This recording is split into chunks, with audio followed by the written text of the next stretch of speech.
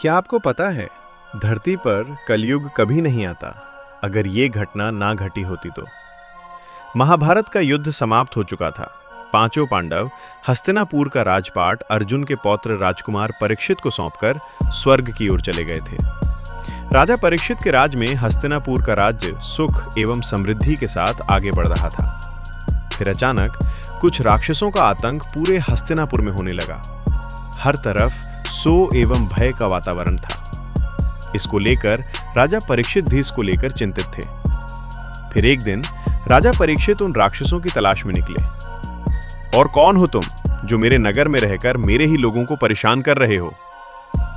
हे दयावान राजन, मेरा नाम कली है और मुझे पृथ्वी पर शरण चाहिए।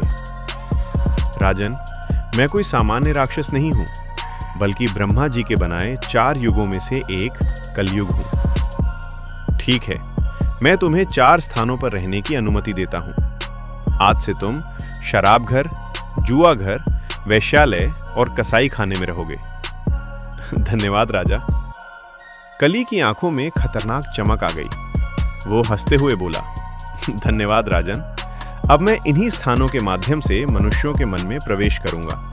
उनके भीतर लालच, क्रोध, मोह और अधर्म भर दूंगा। लेकिन तभी कली ने एक और स्थान मांगा। हे राजन, मुझे रहने के लिए एक और स्थान चाहिए। कली धीरे धीरे मुस्कुराया। उसकी आंखों में छल और अंधकार भरा हुआ था। राजा ने कठोर स्वर में कहा, कौन सा स्थान? कली बोला, स्वर्ण यानी सोना।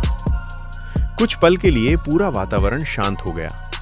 राजा परीक्षित सोच में पड़ गए। उन्हें लगा कि सोना तो धन और वैभव का प्रतीक है, इससे क्या अनर्थ होगा। उन्होंने अनुमति दे दी। बस यही वो क्षण था जब पृथ्वी पर कलयुग ने अपना पहला कदम रख दिया।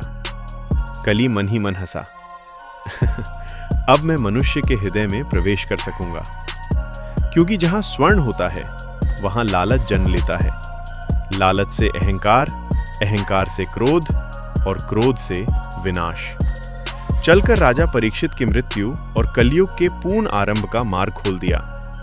और कहते हैं, उसी दिन से पृथ्वी पर धर्म का पतन शुरू हो गया।